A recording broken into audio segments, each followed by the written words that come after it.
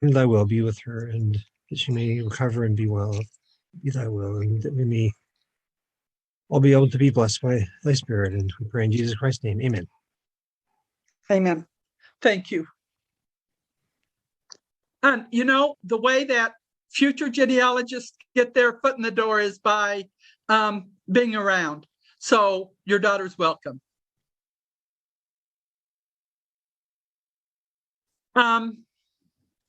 I want to start off our lesson tonight by teaching you something that you probably already know.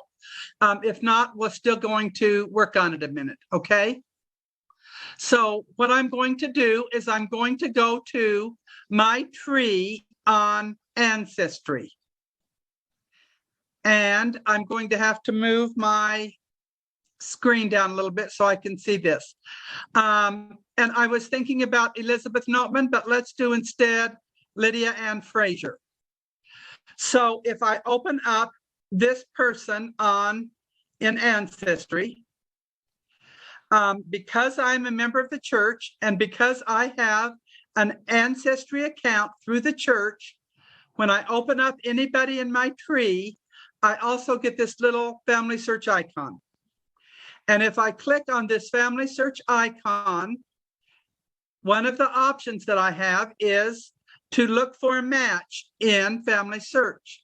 So I said, find my best matches, and immediately this is what the computer brought up. So now I need to compare, is this really my person? So I'm going to click on her, and now I'm going to see on one side what's in family search about her, and on the other side I'm going to see what's in Ancestry about her, and I'm going to look and make sure it's the same person. It is. It's the same person. So I'm going to come down to the blue thing and click on match, and now it is going to have a check mark saying that she is matched on family search. So now I'm going to compare this person on family search.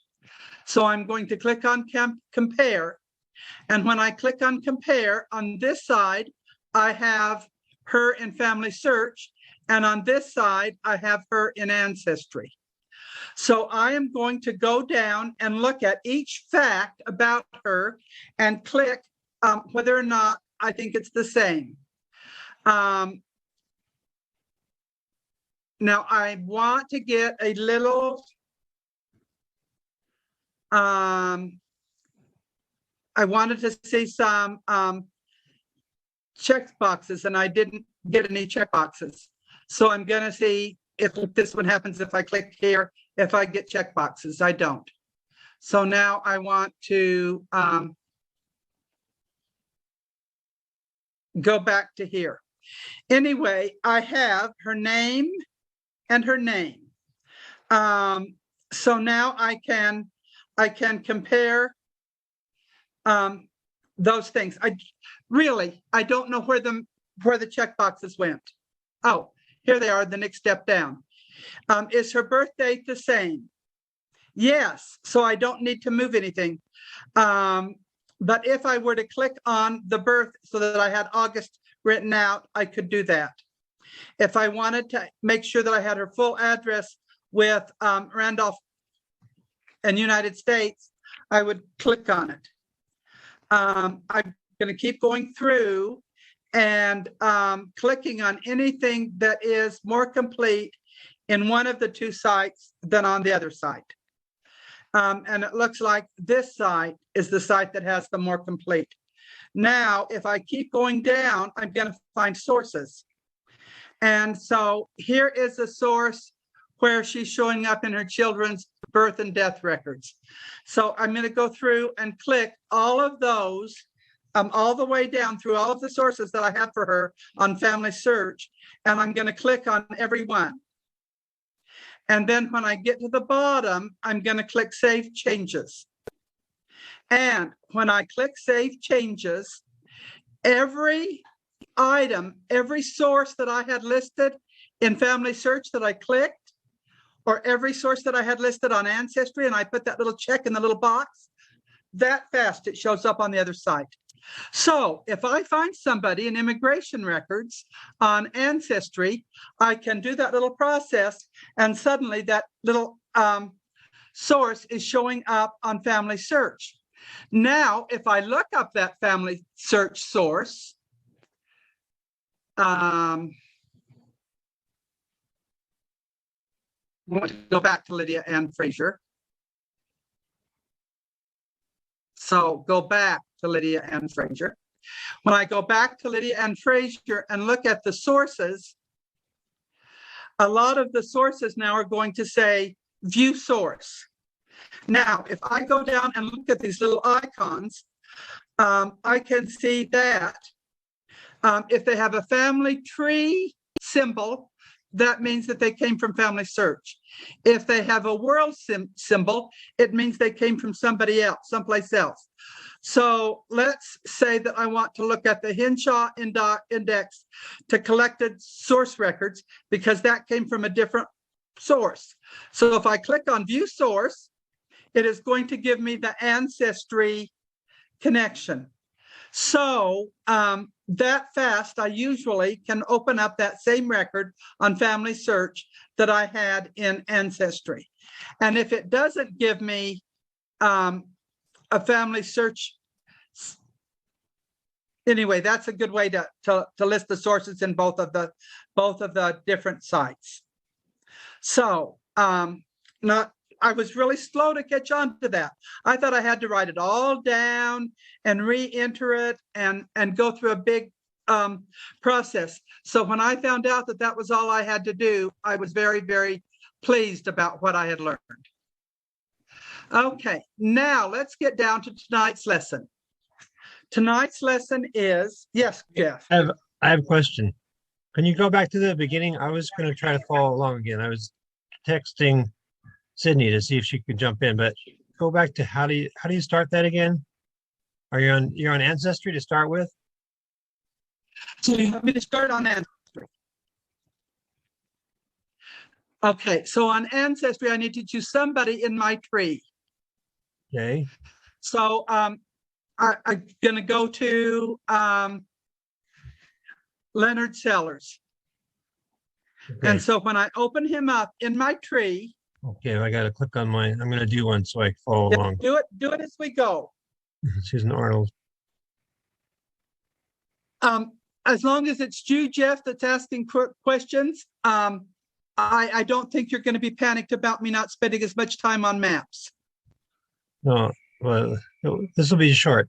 So then you got the page open, and then where is it that the icon you're talking? Oh, there it is. That little. All right, right I see here. it. Okay, I So think I click on it. I think I can follow on the rest of the way from there. Okay, so when you click on it, then it says select a match for Leonard Sellers, because I chose the option of look for matches on Family Search. Okay, I think I can follow along the rest of it. So I think I'll be good the rest of the way. I can figure it out. Yeah. So okay. Practice it after the lesson. Okay. Okay. Is it about maps? What about maps? Okay. So where does your grandmother live? How do you find out where your grandmother lived?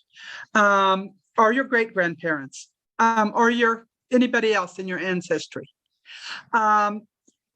So if we're going to, and I taught a lesson about this with the help of my son a few months ago, and I wanted to review that lesson a little bit as I prepared for tonight.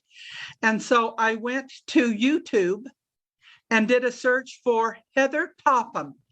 Heather Topham's YouTube site has on it all of my lessons. So I could go to Heather Topham's YouTube. She's the gal that sends out our announcement of our classes. And I looked up, where did your grandmother live, for my lesson, and I could rewatch it. And my daughter-in-law told a story with that lesson that made it very appealing, because we like human interest, you know. Okay, so, but I'm going to teach a little bit differently tonight, but you might enjoy reading what she had to say. I don't want Zoom to be my main thing.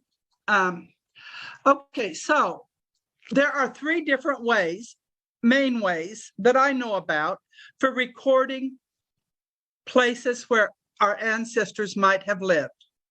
And I don't know the scientific names for all of them. One of them is to look for latitude, longitude. One is to look for township and range. And one is to look for plots and lots and parcels. So let's start by looking on parcels. When you live in a city, you're more likely to be in parcels. So if we do a search on Google for Utah County parcel maps, this is the page that comes up. And so to find the parcel, I went down to the street because I know my address. So I went down to the street and I typed in my address, and this is a parcel, so I didn't need to worry about any other addresses, just my home address, just 370 South. And then I clicked find address. And when I clicked find address, this is the map I got. So if I was looking for my grandparents' address in Beaver, Utah, and I have their address from the census, then I could type in that address right here. And as I click the minus button, pretty soon my whole block shows. So this is my whole block. And I can see what the block looks like for this address. So I did it on mine, but we could have done it any place in Utah County. Not every county has as good a system as Utah County does, but a lot well. So this is a good way to see what this address is like. And I can gain a lot of information from this by doing plus signs where I go anyways. I can see who my neighbors are. I can see how big my land was. There's a lot of things here that I can see by doing this. So this is called the parcel way to check and see where somebody lives. And like I said, we can get this address from city directories, from census records. It's off in the left-hand margin on census pages. It will often tell their address. And this is what you would do, particularly if they lived in a city. Okay, now, if they didn't live in a city, if they lived in the country, about the first thing we're going to do is we're going to want to see if they have land because they were a land grant state. And a land grant state is a state in the United States where the government hoped more people would move to. And because the government hoped more people would move to, they made land available through different acts of Congress in that state. And there's a lot of those states. I wonder if I did a search here, if I could find out how many states. This is the list of states. So that's a whole bunch of them. It includes Pennsylvania and Virginia and lots of them. So those of us that have pioneer ancestry in Utah would maybe choose Utah. Tonight, I'm going to choose Kansas. And maybe I can look up and see which county my ancestors or my husband's ancestors were born in. But maybe I want to start out, since our names weren't common names particularly, to just leave the county empty. And so I'm going to put in the last name of Hugo for the purpose of this. And I'm not going to worry about first names and middle names, and I'm not going to worry about everything else. I'm just going to go down and do search patents. And this is going to give me a list of Hugos that got land from the government in Kansas. And it looks to me like most of them are from Labette County. And if I look on the map, Labette County is next door to Elk County. So if I've got a whole bunch of Hugos getting land from the government, more or less in the same time frame, I can think they might be relatives. So because I think they might be relatives, I maybe want to go to the printer friendly button and print out this list so I can look and see if they show up in on my tree. And in this case, all of the ones in Labette County or Elk County show up on my husband's family. Now, his specific ancestors are James Henry and Samuel. So let's click on James Henry. Now I can either click on this code, the Ascension code, or I can click to look at the image. Let's start out with the image. This is, lo and behold, a deed to James Henry Hugo of Labette County, Kansas. And it says that he had to go to the land office in Independence, Kansas, and that this is the land he bought or he got. Now, because it said in another line, it says this was a cash sale. So that means that he paid $1.25 an acre for this land that he bought. And when I read this, it says he got 160 acres. So he got 160 acres for $1.25 an acre. That is not a bad price. So he and his father and his brothers all decided to move to Labette County, Kansas. And so this gives the description of exactly where he lived, which township and which everything. And so I printed off the whole deed. But then I realized that when I had printed off just the list of everybody in the county named Hugo, or in the state named Hugo buying land, it lists all of that stuff on this page. So I didn't need to print out the deed in order to get it. But this is interesting to read. And one of the most interesting things is that he bought it in the year of our Lord, 1884. But measured in time from the beginning of our nation, it was the 109th year. And that always gives me a little bit of a feeling of patriotism when I read that. And lo and behold, the President of the United States was Chester A. Arthur. So, and he's the President of the United States that I don't know very much about. But that is the deed. So now let's go back to the patent details. The patent details will tell us the same information, but maybe not quite as much, or maybe it's harder to find. I guess it's all down here on this line of what his land was like, where the address of how to find it. And if we click the little square called map, usually we can see a poor map of where that land was. But if we want to go visit it, we want a better map.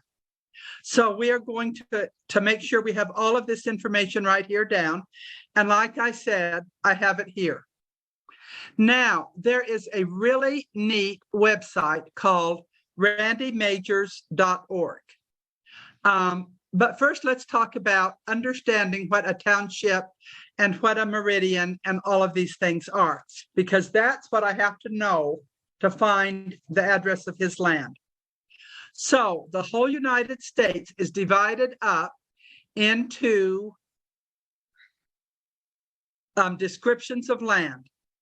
The main things that you need to know are what meridian is it by. So in Utah, the meridian is named Salt Lake. Apparently, they started in the east and they were moving west, and the Saints got to Utah and they didn't know what number they were going to be, so they just renamed their own and started at Salt Lake. And most of the Indian tribes also did the same for them. Now, so this is the meridian. That's the first thing that we'll need to pay attention to. James Henry Hugo's meridian is the sixth prime meridian. Now, the next thing we need to know is what is the range and the township. And then we need to know the range the range, the section. Then below the section, it's the range in the township. So now let's go to Randy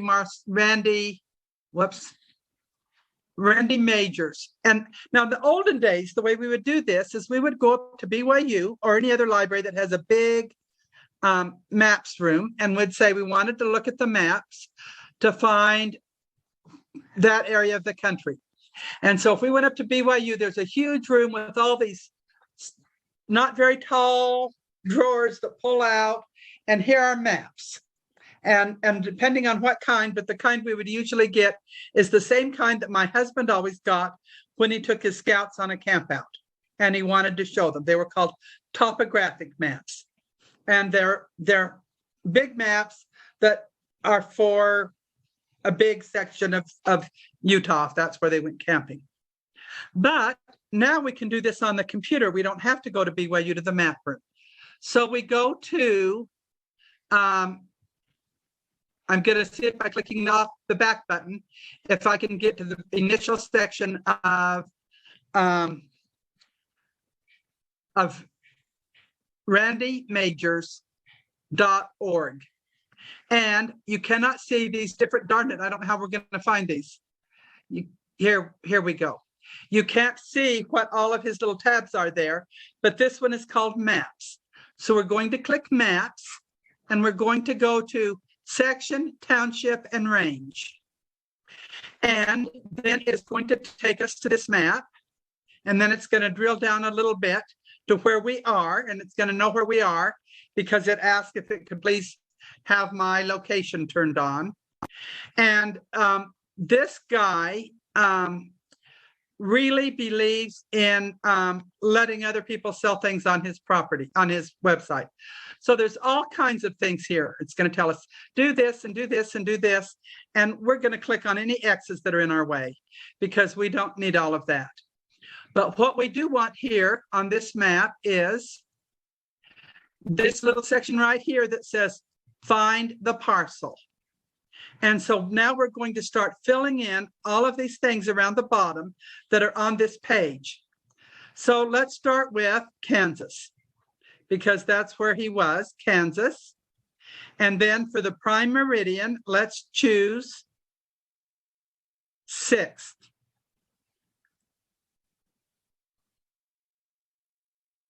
And then for the range, this sheet tells us that his range is 33 south. So we're going to type in 33 and choose south.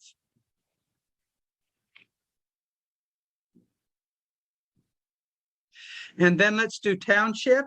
This says that the town, that was the township. Whoops, I put the township in the wrong place. Township is 33 south.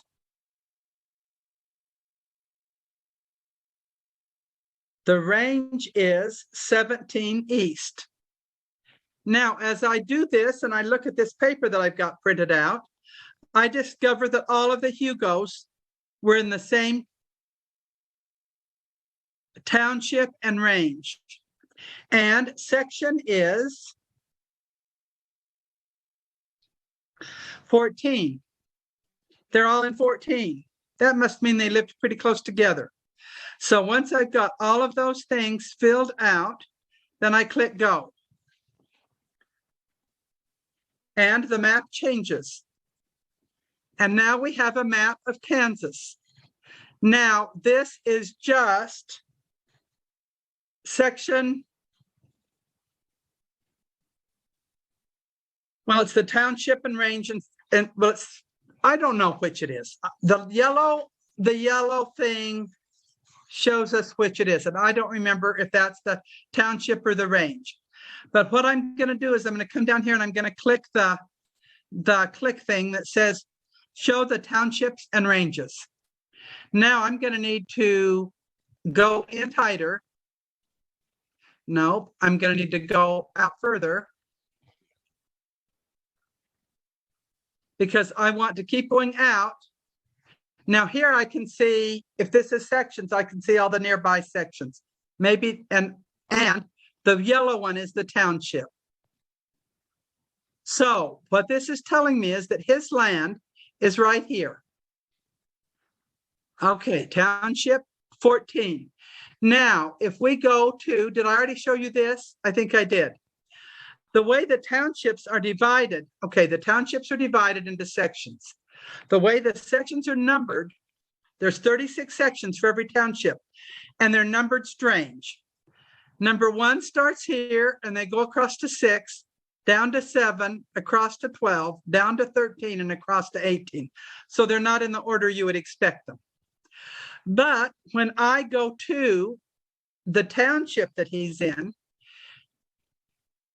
or the section that he's in, this is the way it looks. Now, if I read what is called the aliquots, it says that if I split this 360 acres into quarters, that he lives in, his land is in the southeast quarter. So the south would be on the bottom and the east would be on the right. So this is the 160 acres that he got from the government. And then his brother and fathers got the other ones. So that is how I find the section of where he was. Now, when I go back to Randy Majors, I do this. The other thing that I pay attention to is right up here where it's going to tell me what the latitude and longitude of this location is. Now, when we usually write, it's not going to copy it for me. Okay, I need to write it down on my piece of paper. When we, and Charles, did I write that down? I'm supposed to have it written somewhere on a little yellow, on a little green piece of paper. Looks like we better make sure I have it written down. I do. Okay. Now, the next thing we're going to want to do is we're going to want to drive there. We're going to want to know what the land looks like. We're going to want to know what the house looks like, or those kinds of things. So now we are going to go to Google Maps.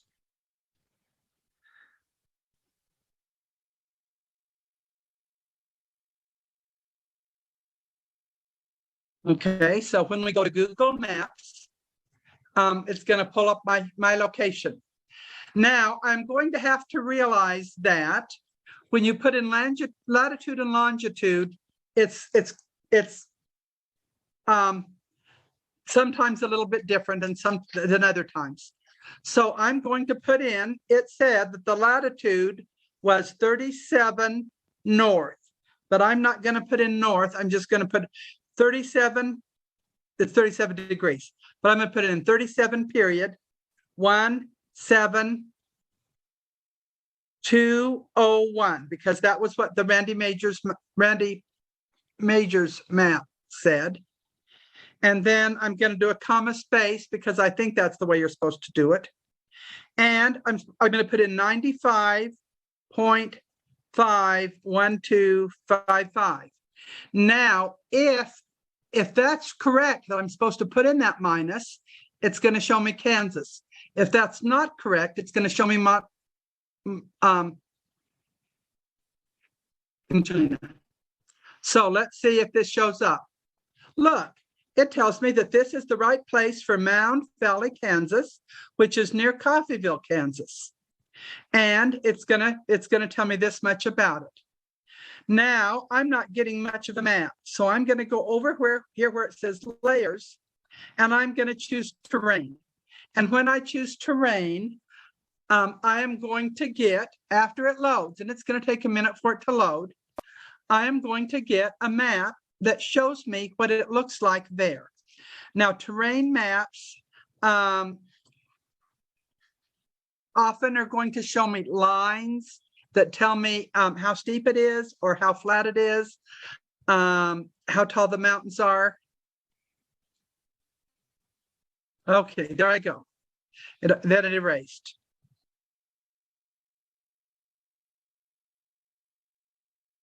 Let's click on it and see if it comes back.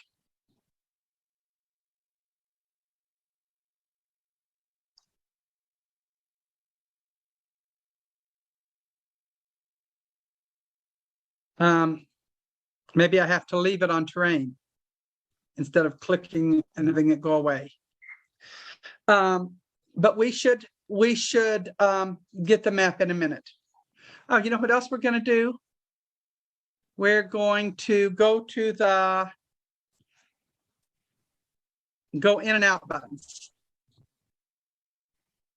I was going to ask you a question, and You did. so I get that parcel map was really great because it showed the neighbors and everything. I don't suppose that there are such resources for the 1800s. Because sometimes on census records, you'll see someone and you'll think that they must live right by each other. You have people that are associated by in your tree, It'd be interesting to be able to actually look at a parcel map and see who their neighbors were, who the neighbors of because that's actually a way of finding other names for folks. The family moved in together sometimes, uncles and niece, nephews, or etc. The young couple lives next door to the older couple. Something like that can happen. So I don't suppose there's a resource to be able to check those parcels for the olden days. A lot of places have the maps from the olden days, and BYU Maps Room would be one of those. Maybe the local counties are one of those. So is there one source you're going to find them all in every time? No. Maybe the county recorder could tell you where they were from ages ago. Sometimes the houses are still there. And you can go, if the addresses are there on the census, you can figure out by looking at the map at Google Earth even, or Google Maps, what are the old houses and what are the new ones that maybe were in between. Some of them are going to be way different. The house next door to me is only a few years old, and they tore down a 100-year-old house to build it. So did that answer anything? I don't know if that answered you.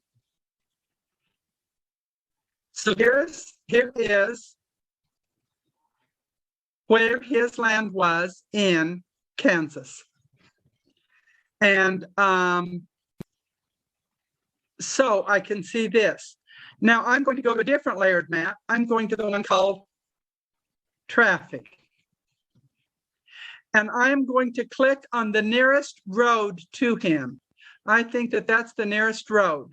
So I'm going to go to that road and see if it will let me drive that road.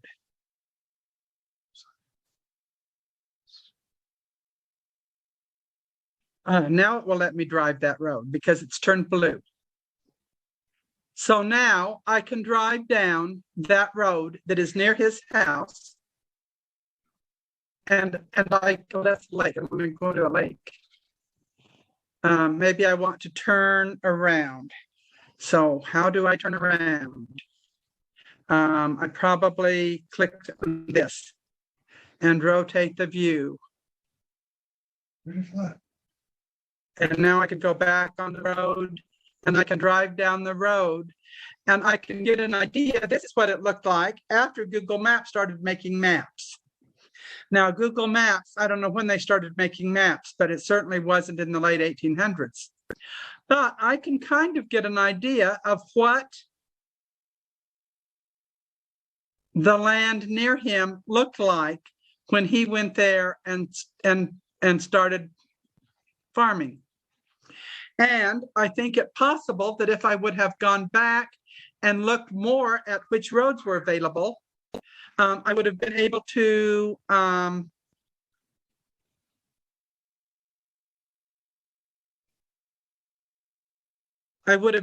maybe find a place nearer to his road. So if he's down here, maybe I should have chosen a different road. So let's make sure that I'm on traffic. Maybe I want to do biking. Maybe there's bike roads that are closer to his house. No, it doesn't look like there are. So the one closest to his house would probably be this one. And so there I am on that road. But I can get a pretty good idea of what he looked like.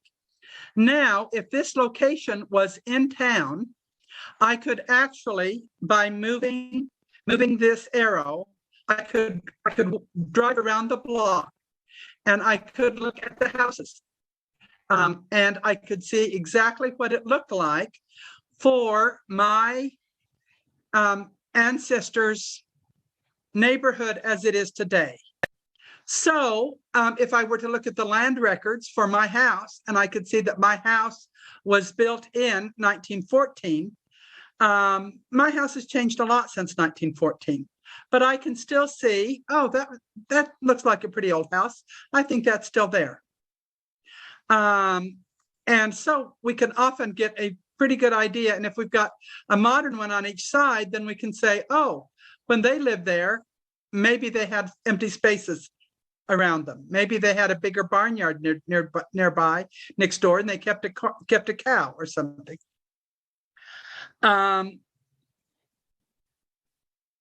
So those are the basic tools. Jeff, ask your question. You'll need to unmute. You don't have one? Okay, I'm seeing a yellow line around your square. I think I tapped the tab accidentally. Oh, that's good. Okay. When my daughter-in-law had found and she tells this story when I taught the lesson before, she found a family history story that told about how they lived near such and such a creek and they walked into Mount Pleasant. And so she said, I wonder where they lived that they could walk into Mount Pleasant. And so it had the name of the place.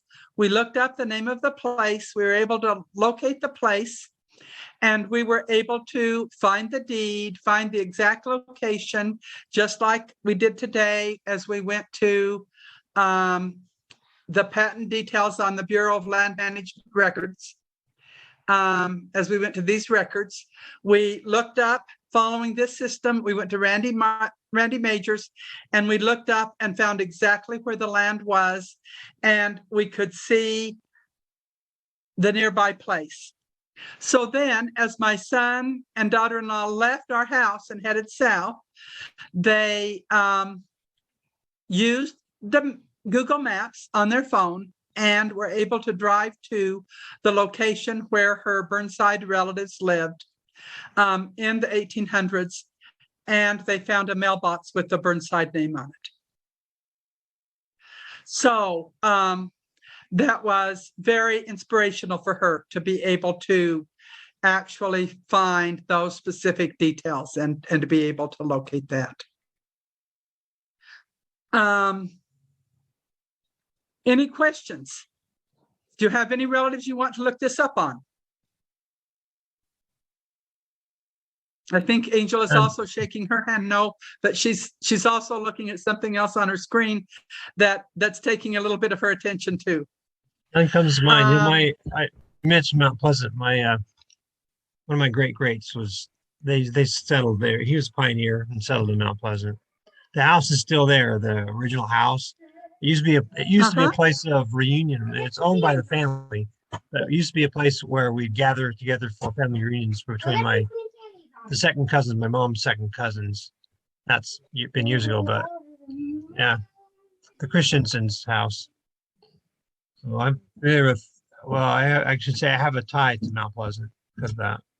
I've got lots of cousins, of third and fourth and fifth cousins down in that area, in that region. And mine aren't so much, that's my daughter-in-law's. Mine aren't Mount Pleasant, mine are in the nearby town, Fountain Green. And Heard that name. A lot of people who lived in San Pete County have the ending on their last name of S-E-N, which I bet your Christensens have, because they're probably Danish. Yeah, he was Or at least, he was Norwegian and his wife was Danish. And they came across the last handcart company, Stoddard Company. Okay. Oh, okay. Yeah. I heard the story that Do you I want heard the to? story that Brigham Young sent. Didn't want to get the Swedes and the Danes mixed. He wanted to keep them separate, so he sent putting the Swedes over to Tula, and sent the Danes down south to the Mount Pleasant. Anyway, Well, and my Danish people were sent to Iron County to Parowan. And I'm not really sure why, but I have to me, very interesting stories about him and his sheep. And also there's a lot of sheep in Sanpete County. So let's just try this. Utah, we already know then Sanpete County. Last name Christensen. So tell me if I'm spelling it right. With an E-N or an O-N? I'm pretty sure.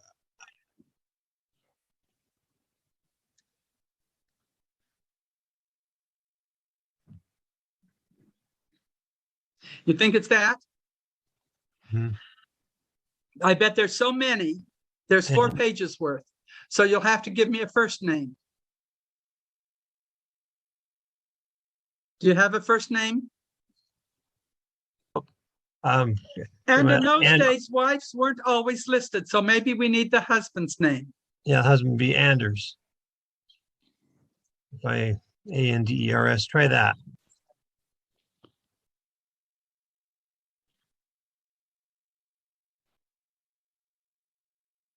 Well, A the little 2 small, that I it's going to list for us are not in Sanpete County or anywhere near it. well, So, see. Let me double check my facts. okay. Let's see.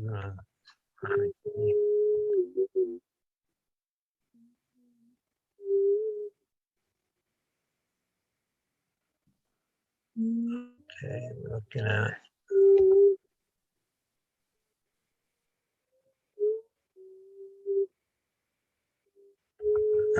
Well, Nders Christensen.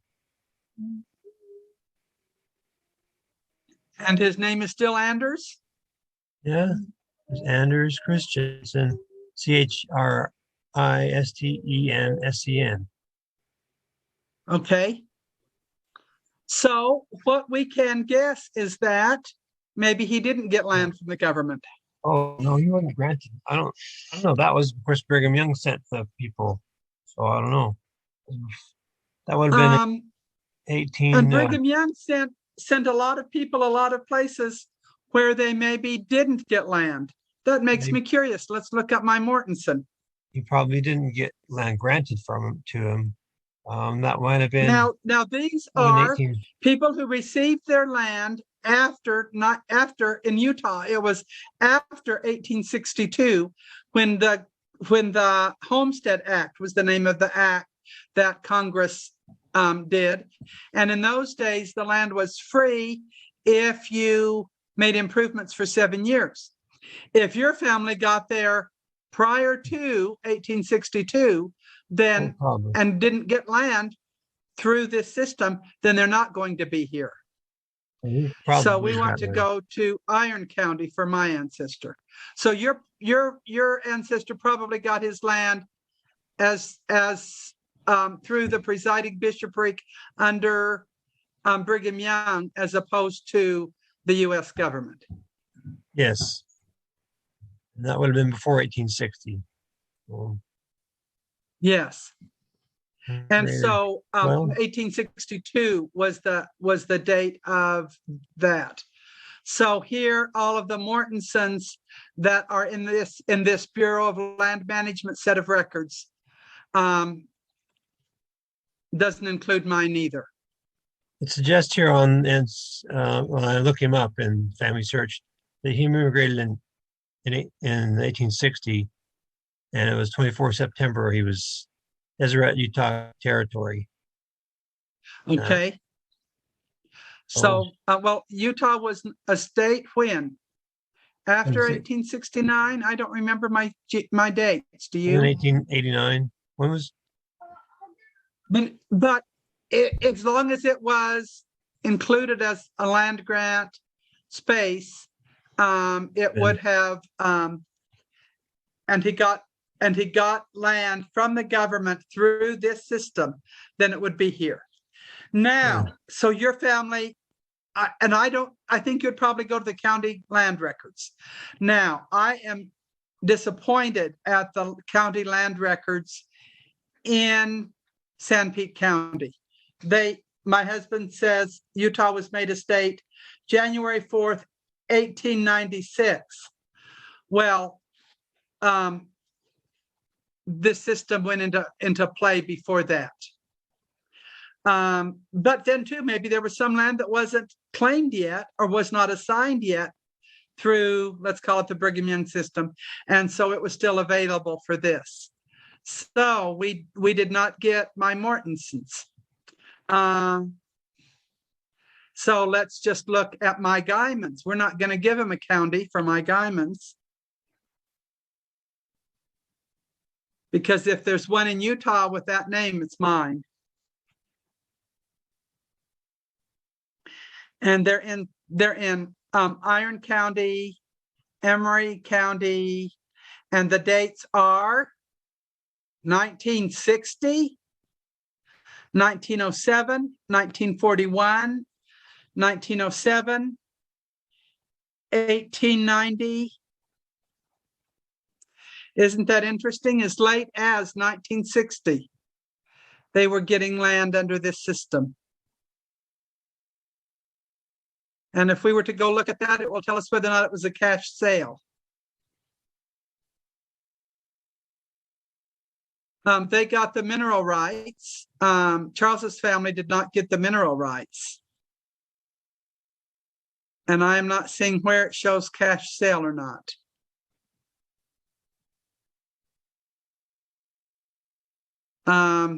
But that would maybe be interesting to see that. I also didn't know that earlier it said tribe.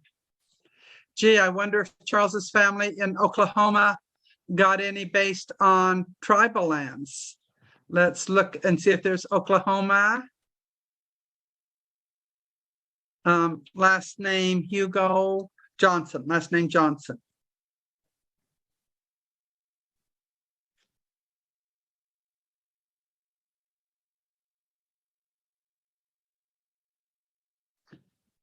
It's and the meridian there is called Indian.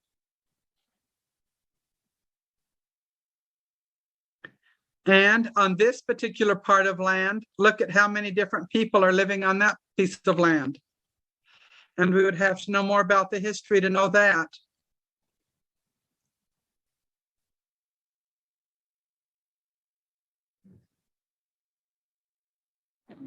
Well, and here is a Samuel Johnson.